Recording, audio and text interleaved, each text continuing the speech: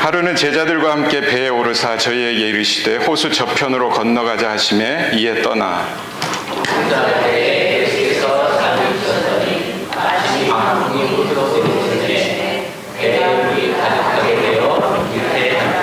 제자들이 나와 깨워 가로되 주여 주여 우리가 죽겠나이다 한데 예수께서 잠을 깨사 바람과 물결을 꾸짖으시니 이에 그쳐 잔잔하여지더라.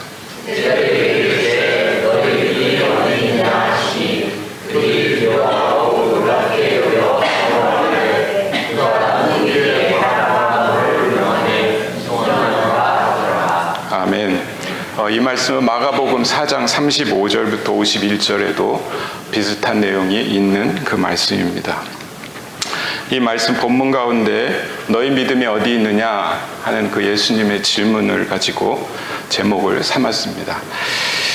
아주 오래전에 1960년대 이야기인데 이병이라는 목사님이 계셨어요. 이분이 미국에 이제 유학을 와서 공부하고 목회를 했는데 신학교 2, 3학년 때 한 번은 신문을 보니까 무슨 광고가 나냐면 새 캐딜락 자동차를 50불에 판다는 광고가 났어요. 요즘도 캐딜락이 50불이면 저라도 샀을 거예요. 근데 그 60년대에 캐딜락 자동차가 새 차가 한 5,000불이 넘는 시대였고 일반 자동차는 한 1,000불이면 사는 시대인데 50불에 그 차를 판다는 광고가 나왔습니다.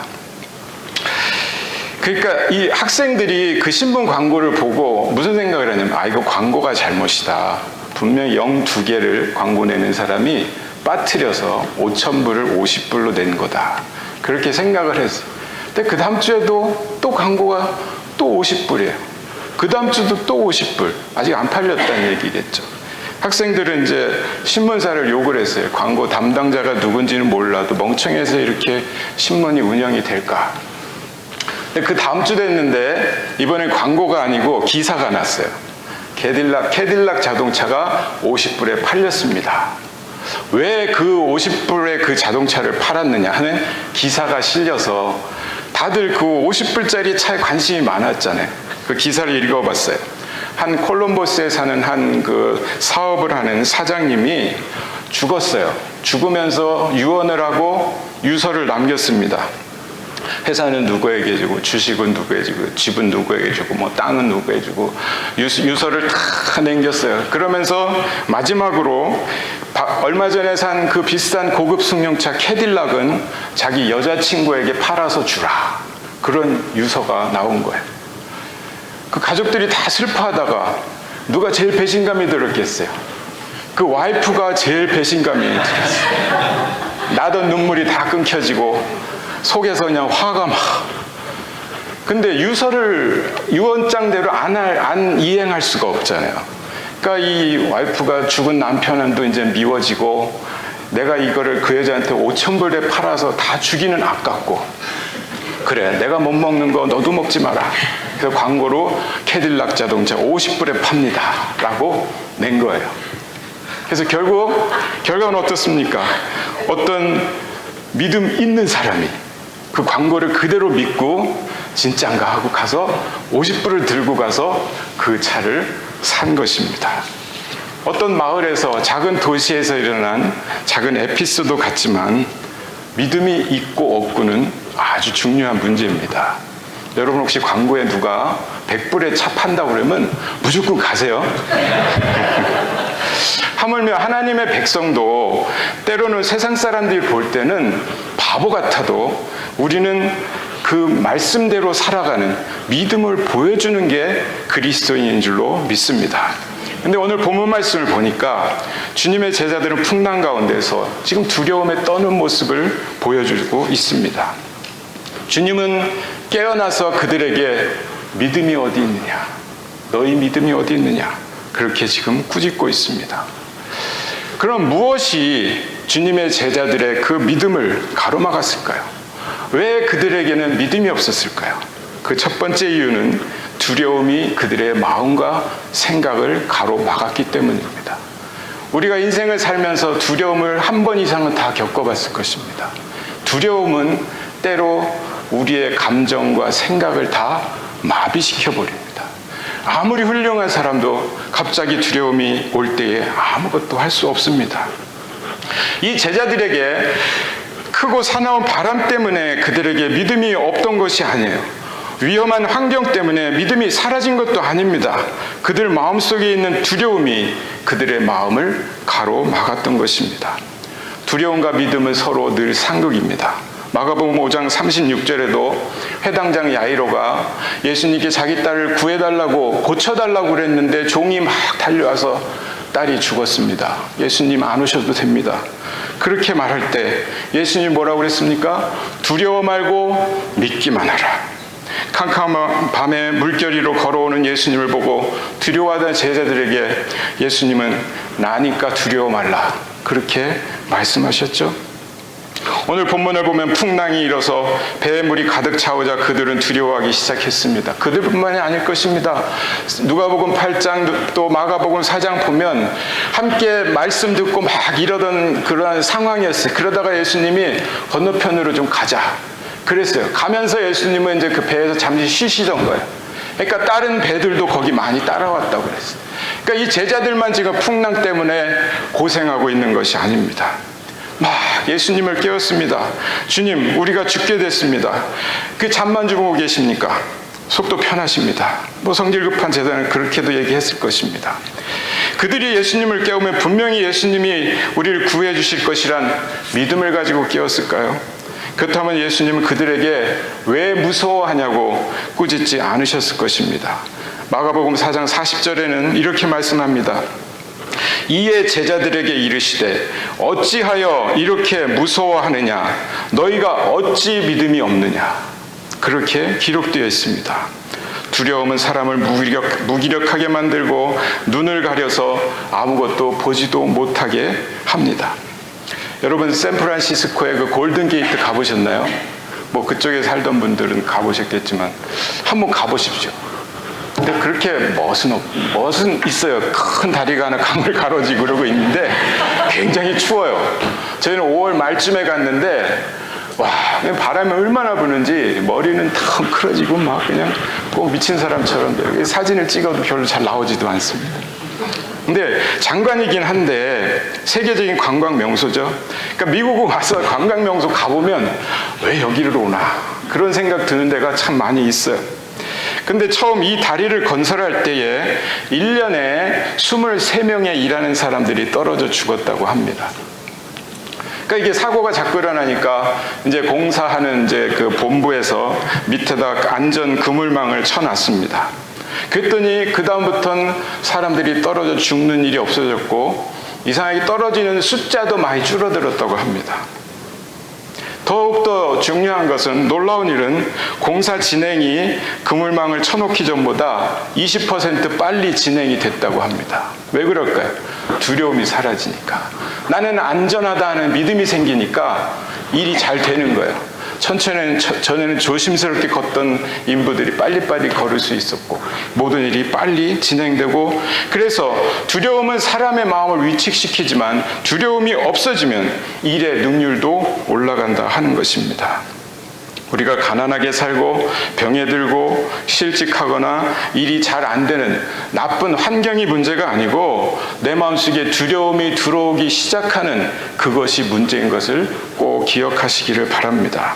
그런데 오늘 본문을 잘 읽어보면 두려움보다 더 근본적인 문제가 이 제자들에게 있었는데 그것이 믿음이 없는 두 번째 이유입니다. 그것은 그들이 주님이 과연 어떤 분인가 하는 것을 몰랐다는 것입니다. 오늘 25절에 주님이 그들의 풍랑을 다 잔잔케 하니까 그들이 수군거리는 소리가 들립니다. 저가 니기에 바람과 물을 명함에 순종하는고. 그들은 아직도 예수님이 누군지 모른다는 거예요. 예수님은 너희 믿음이 어디 있느냐 꾸짖는데 제자들은 지금 풍랑이 일어난 것도 놀랐는데 풍랑이 잔잔한 가운데도 놀라서 지금 딴소리를 하고 있는 거예요. 자기들이 지금까지 따라다니던 분이 그들의 눈으로 그 기적을 행하는 것을 목격했던 이 제자들이 내가 따르는 저분이 누군지 아직 모르고 있다는 것입니다. 오늘 우리가 읽은 본문은 누가복음 8장인데 여러분 집에 가서 숙제인데 누가복음 7장에 무슨 일이 일어났는지 한번 보십시오. 많은 사건과 기적들이 있습니다. 한 백부장의 사랑하는 전이 병들어 죽게 되었다고 했을 때 주님이 그 집에 가셔서 고쳐주겠다고 하는데 그가 친구들을 보내서 말합니다. 주여, 수고하지 마옵소서. 내 집에 들어오심을 나는 감당치 못하겠나이다. 말씀만 하사 내 하인을 고쳐주소서. 예수님이 그 백부장의 믿음을 보고 내가 이만한 믿음을 못 봤다고 그렇게 말씀합니다. 그리고 가다가 나인성 과부의 독자를 관에 메고 오는 행렬을 보고 그 청년을 살려주셨죠. 그리고 계속 보면은 소경이 보고 안진뱅이가 걷고 문둥이가 깨끗함을 받으며 귀머거리가 들리며 죽은 자가 살아나며 가난한 자에게 복음을 전파된다. 그렇게 침례요한에게 가서 전하라. 그렇게 말씀하는 주님의 말씀을 봅니다. 이게 오늘 지금 이 풍랑을 겪기 몇 년 전 이야기가 아니에요. 몇 달 전 이야기가 아니에요. 얼마 전에 있었던 일을 경험한 이 제자들이 풍랑이 왔을 때 주님과 함께 있는 그 배 안에서 지금 두려워하고 그 풍랑을 잔잔케 해도 저분이 누구길래 바람이 풍랑이 그 명령에 순종하는가. 지금 주님을 모르고 있는 것입니다. 여러분에게 믿음이 있습니까? 우리에게 믿음이 없다면 그 이유는 주님을 잘 모르기 때문입니다. 주님을 안다면 우리가 두려울 게 무엇이 있습니까? 주님이 천지만물을 창조하시고 다스리시는 하나님이 보내신 그 아들이시고 나의 구세주이고 내 인생의 주님이시란 걸 안다면 우리가 지옥에 대한 두려움을 갖겠습니까? 내 인생의 위기가 찾아왔을 때 두려워하겠습니까? 놀라운 건 이렇게 믿음이 없던 이 제자들, 저가 위기에 바람과 풍랑이 그 명령에 순종하는 거 했던 제자들이 바뀌어졌어요. 사도행전 4장에 성전 미문에 앉은 안진뱅이가 은과 금은 내게 없거니와 내게 있는 것으로 내게 명하노니 일어나 걸으라. 내게 있는 것이 무엇이었겠어요? 두려움이 아니에요. 저는 예수 그리스도인 줄로 믿습니다. 믿음인 줄로 믿습니다. 그들이 외칠 수 있었던 건 주님을 알았고 주님을 알고 있는 그 믿음이 그들을 그렇게 만들었던 것입니다. 주님을 바로 아는 게 그래서 우리에게 너무나 중요한 일입니다. 예수님이 달란트 비유를 말씀하실 때 한 달란트를 받은 사람은 어떻게 했습니까? 주인을 잘못 알고 있었기 때문에 자신의 달란트를 썩혀두고 있다가 그만 자기가 가진 것도 빼앗기고 내어 쫓기게 되었습니다. 여러분, 누군가를 안다는 것은 두 가지 의미가 있습니다. 첫 번째는 어떤 사람에 대해서 우리가 알 수가 있습니다. 여러분도 미국 대통령 누군지 아시죠? 누구죠? 바이든. 저도 바이든에 대해서 잘 압니다.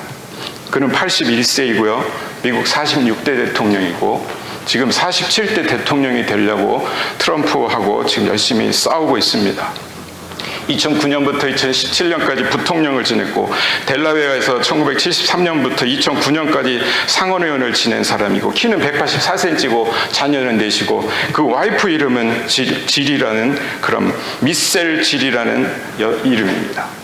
이 쓸데없는 것까지도 다 알 수가 있어요. 바이든에 대해서 이렇게 알아요. 그래서 제가 이제 백악관에 가서 그 경찰한테 제가 바이든에 대해서 잘 알고 있는데 저 좀 들어가면 안 되겠습니까? 들어갈 수 있어요? 못 들어가요. 집에 멀쩡하게 살아오면은 다행입니다. 그렇죠? 이거 테러 분자 아닌가 해서 감옥에 갈 수도 있고 조사받을 수도 있습니다. 근데 바이든 대통령 부인 미셀 바이든 여사는 아무 때나 자기 남편을 만날 수 있습니다. 함께 식사도 할 수 있고 중요한 이야기도 할 수 있고. 왜 그럴까요? 그녀도 대통령을 알지만 대통령도 그녀를 알아요. 서로 관계가 있어요. 내 남편이고 내 아내이고. 그 가족들은 아무 때나 부모를 만날 수 있고 대통령도 만날 수 있는 그러한 관계입니다. 서로가 잘 알기 때문이고 서로가 관계가 있기 때문입니다. 여러분, 주님을 아십니까? 네, 김미희 자매님만 아신다고 돼요. 큰일 났습니다. 우리가 누군가에 대해서 알려고 하지 말고 그분을 알아야 됩니다. 예수님에 대해서는요, 귀신도 알아요.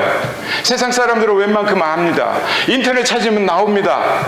그런데 우리가 주님과 알고 있는 그 사이는 하나님의 내가 자녀이고 예수님의 피로 구속받았고 그래서 나는 구원받았고 내가 죽어도 천국 갈 수 있고, 왜냐하면 하나님이 나의 아버지이기 때문에, 주님이 나의 구세주이기 때문에 나는 천국 갈 수 있고, 이 세상에서도 내가 두려워하지 않을 수 있는 것은 주님이 세상 끝날까지 항상 나와 함께 계신다고 했기 때문에 내가 두려워하지 않을 수 있다는 그 믿음, 그것이 내가 주님을 안다고 할 수 있는 내용인 줄로 믿습니다.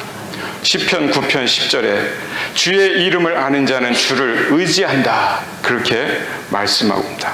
요한복음 17장 3절에 영생은 유일하신 참 하나님과 그 아들 예수 그리스도를 아는 것이라고 말씀합니다.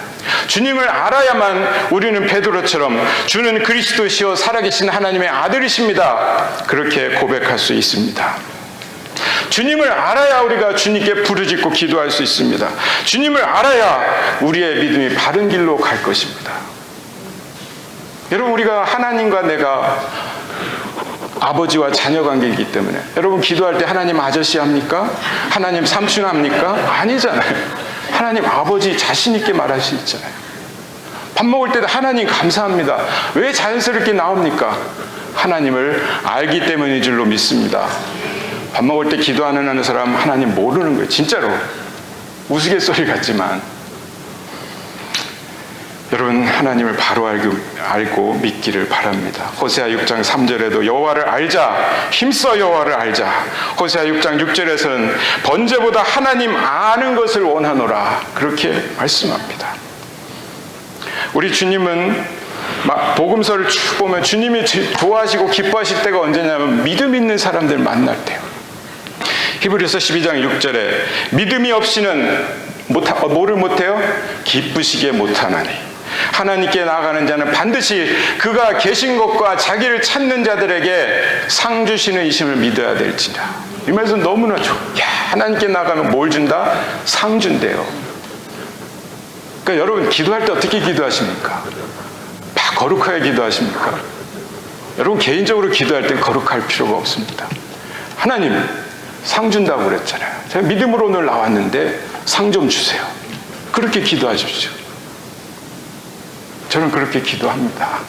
하나님 상 준다고 약속한 거 지키세요. 성경을 펴놓고 히브리서 12장 6절을 딱 펴놓고 하나님 여기 이렇게 말씀해 놓고 왜 상 안 주세요? 왜 거짓말 하시려고 하십니까? 하나님은 약속을 지키시는 분이니까 하나님으로 하여금 약속을 안 지키면 안 되는 그런 상황을 우리가 만들어야 될 줄로 믿습니다. 그러면 우리의 믿음은 어디에 있어야 될까요? 우리의 믿음은 폭풍과 같은 역경과 시련 속에 있어야 할 줄로 믿습니다. 예수님이 복음서에서 말씀을 가르치실 때에 비유를 말씀하시고 이렇게 강론을 하시고 설교를 하시고 막 이러실 때는 아무에게도 믿음 없다고 꾸짖은 적이 없습니다. 그런데 주님은 위기의 순간마다 제자들이 믿음 없음을 많이 꾸짖으셨습니다.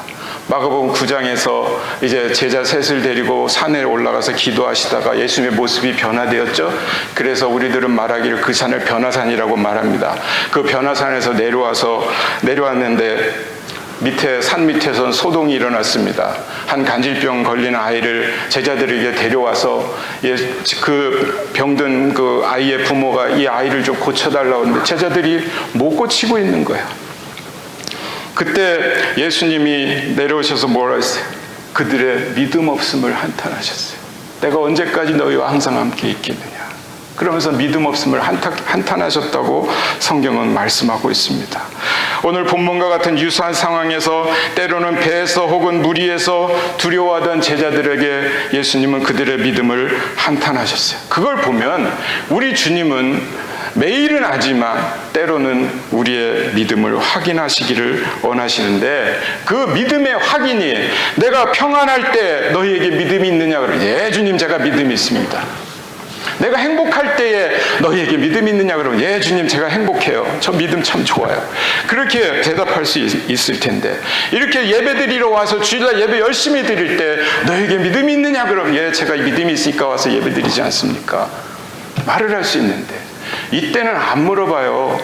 믿는 사람끼리 있을 때는 안 물어봐요. 이상하게 내가 직장 가서 생활할 때 누군가에게 스트레스 받고 속으로 욕하고 싶을 때, 불평, 불만 있을 때, 상관에게 불만 있을 때, 누군가를 만났는데 나를 스트레스 주고 막 어렵게 만들고, 집에 갔는데 남편이 나를 속썩이고, 와이프가 속썩이고, 애새끼들이 속썩이고 막 이럴 때, 그럴 때 너에게 믿음이 있느냐?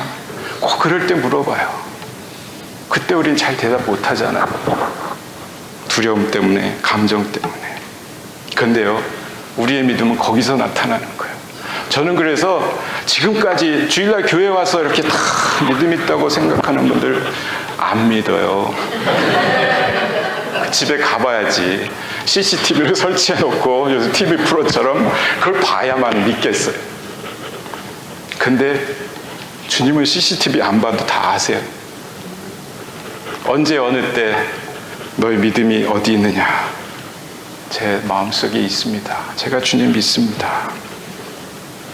나라가 평온할 때는 이스라엘 사람들이 다 믿음의 사람들 같았지만 골리앗이 나와서 한번 싸워보자 할 때 진짜 믿음을 보여줘야 될 그때 사도행전 3일상 17장을 보면 골리앗이요 하루 이틀이 아니에요. 매일같이 나와서 싸움을 거는데 아무도 나서지 못해. 그 용감했던 사울왕도 안 나가죠. 아무도 안 나가는데 목동이었던 다윗이 쫄래쫄래 와갖고 아니 저 무슨 개 같은 인간이 하나님의 군대를 저렇게 욕하는데 두고 보고 있냐고. 결국 나간 건 다윗이에요. 20살도 안 된 다윗이 나가서 쳐 죽였잖아요. 위기 때에 믿음은 나타나는 것입니다.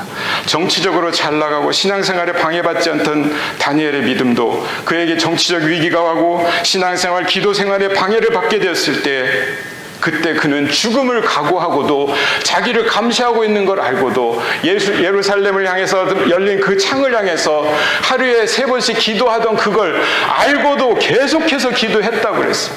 결국 사자굴에 들어가게 됐지만 그러나 그 믿음이 그를 살려주었고 하나님이 그를 더욱더 높여주신 줄로 믿습니다.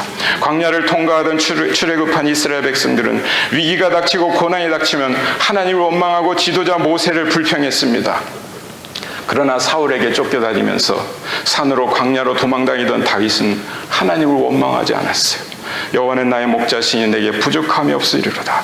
내가 사망의 음침한 골짜기를 다닐지라도 해를 두려워하지 않을 것은 주께서 나와 함께 하심이라.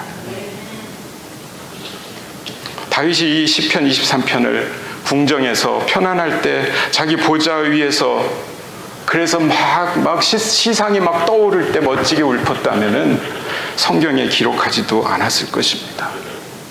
위기 가운데서, 죽을 상황에서, 고난 가운데서 그때 그의 믿음이 나타났던 것입니다.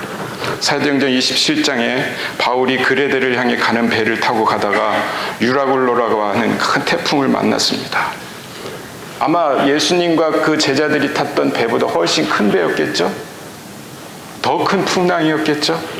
그때 상황을 사도행전 27장 20절에서 뭐라 그러냐면 구원의 여망이 없어지니라. 다 죽게 되었다는 것입니다. 거기엔 주님도 안 계셔서 주님도 안 타고 계시잖아요.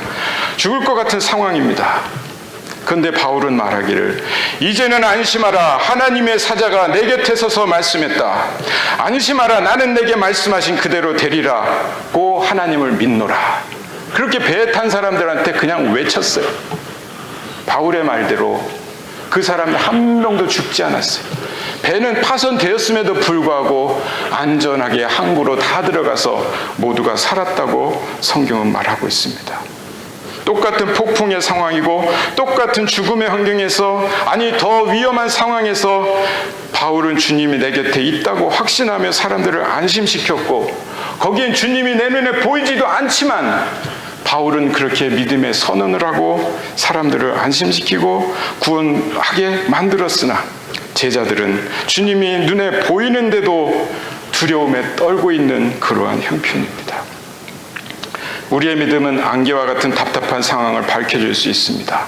믿음은 폭풍 끝에 보이는 무지개와 같이 두려움이 우리를 삼키지 못하도록 소망을 줍니다.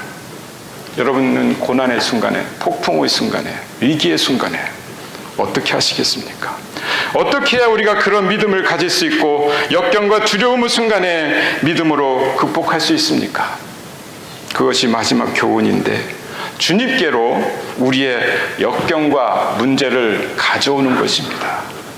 내 문제가 주님께로 가져올 때 주님의 문제가 될 줄로 믿습니다.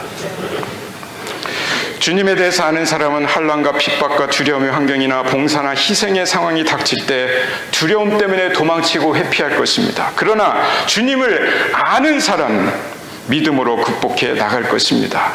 그리고 주님께로 문제와 시험과 위험과 역경을 가지고 나옵니다.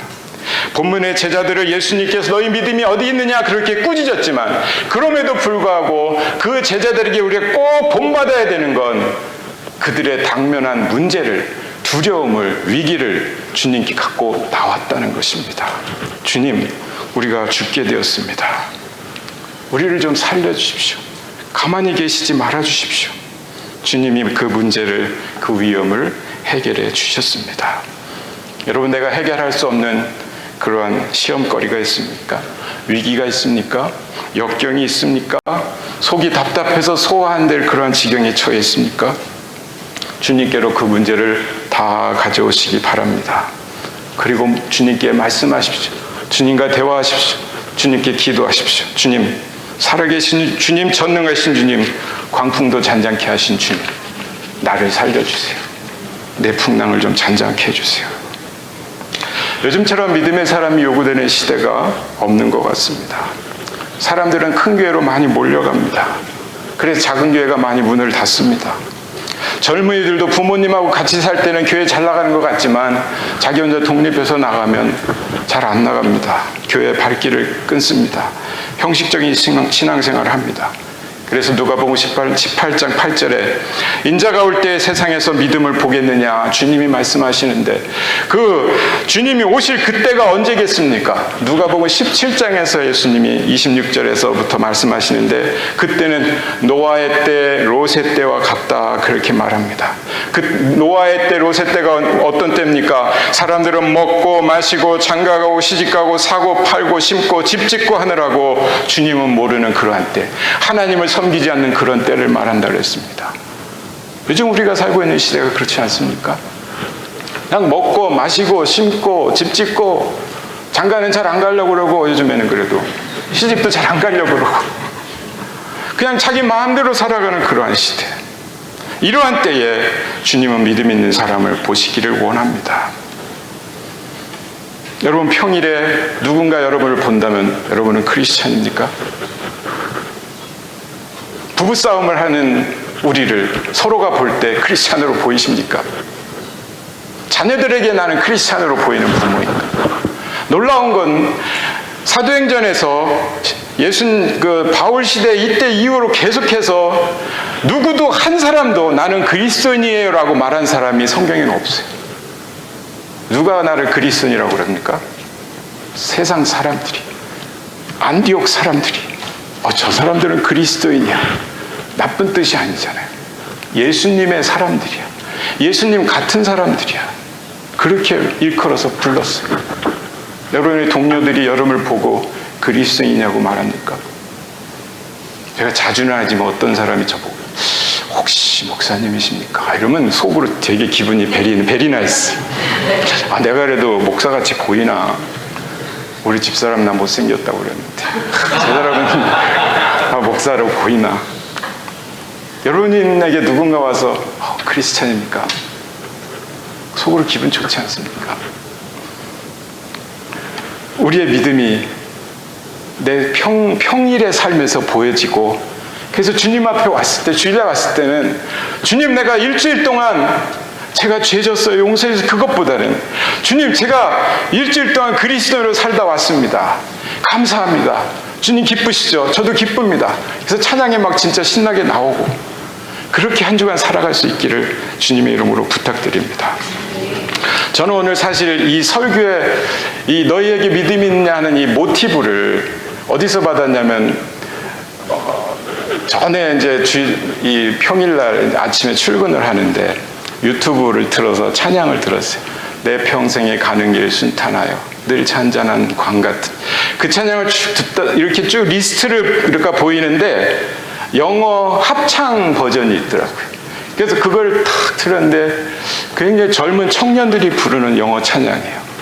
근데 거기서 그것도 제가 해석을 해야 되잖아요. 근데 해석 안 해도 되잖아요. 찬송가, 한국 찬송가 아니까.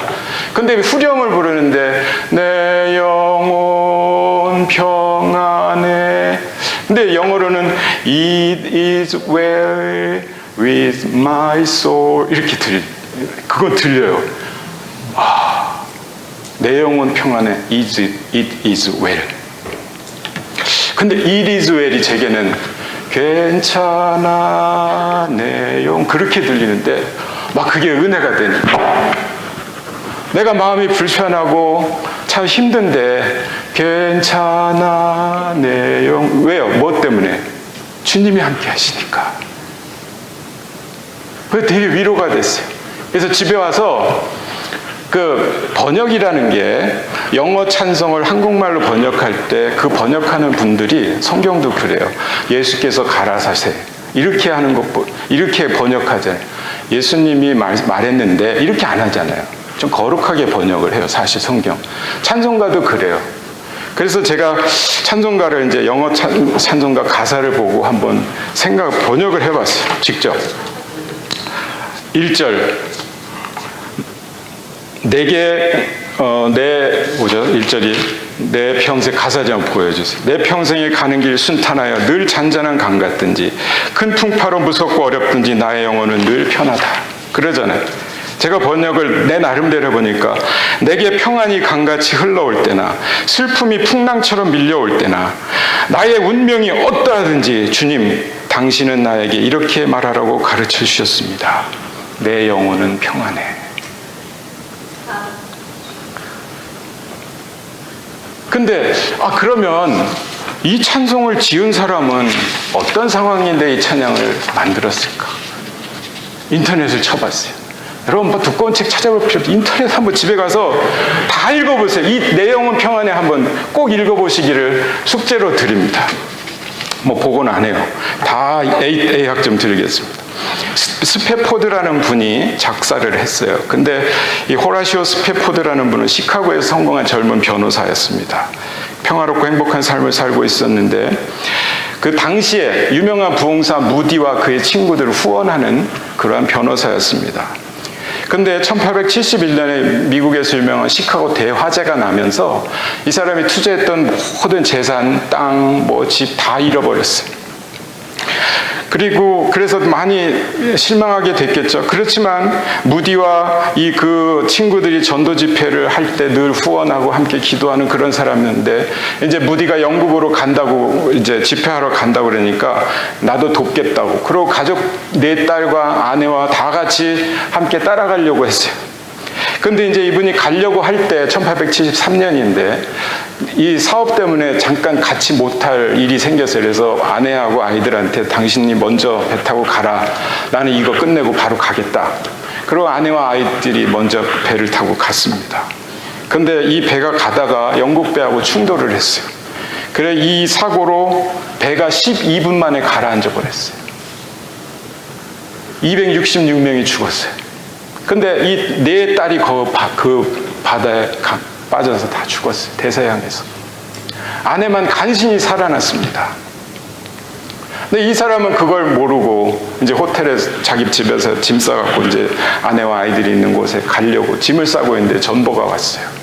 아내가 보냈습니다. 여보, 나 혼자만 구조됐어요. 어떻게 합니까? 그런 전보였어요.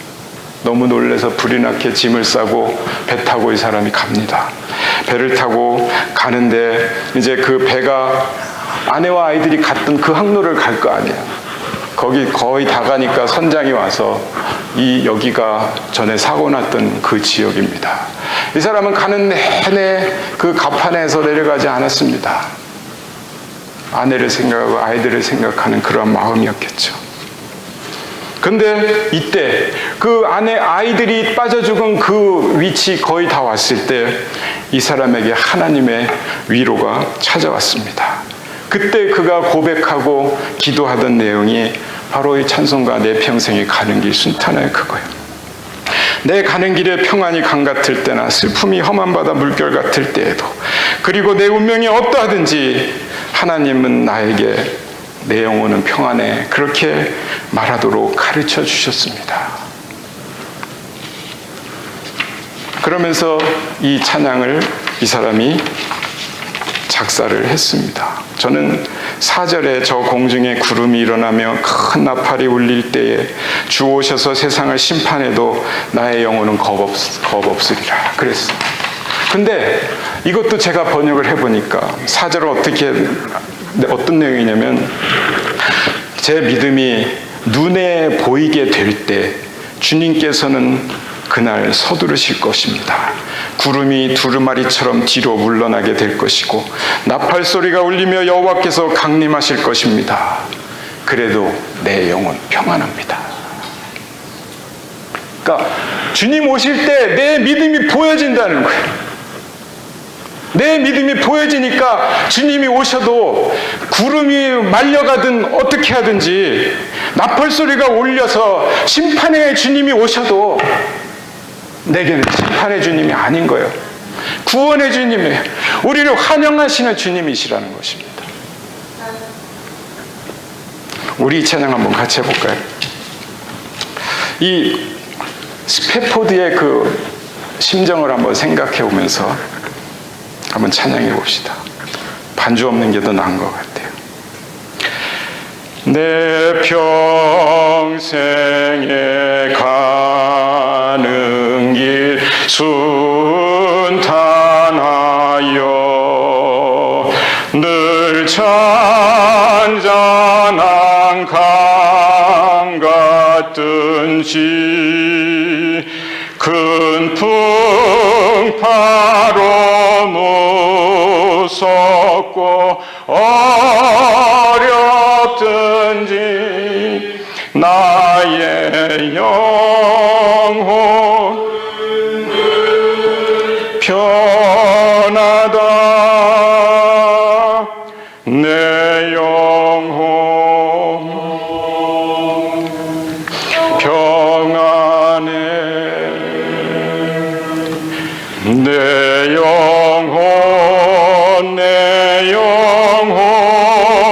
평안해. 저마귀는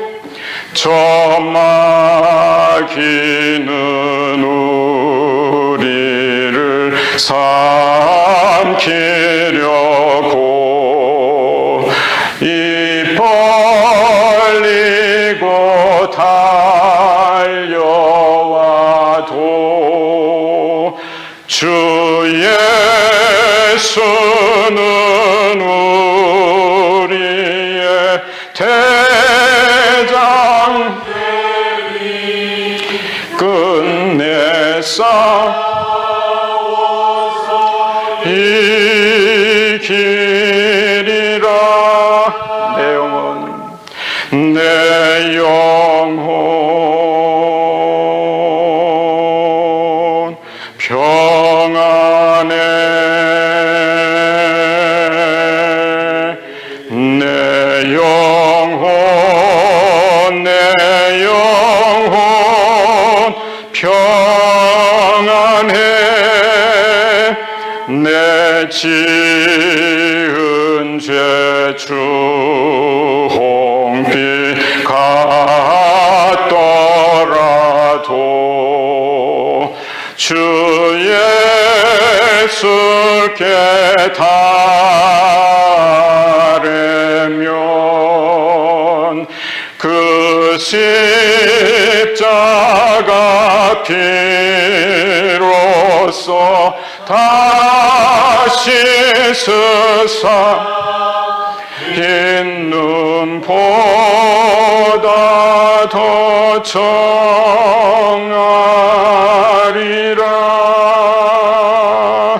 내 영혼 평안해. 내 영혼 평안해. 저 공중에 구름이 일어나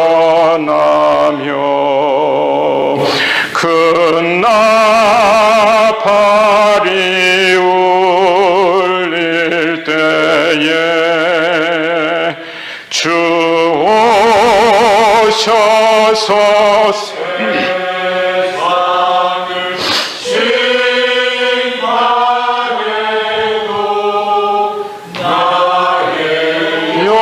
영혼 없으리 내 영혼 평안해 내 영혼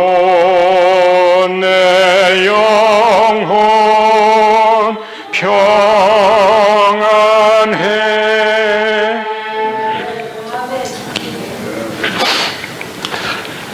여러분 주님이 함께 계시니까 괜찮습니다. 우리 기도합시다.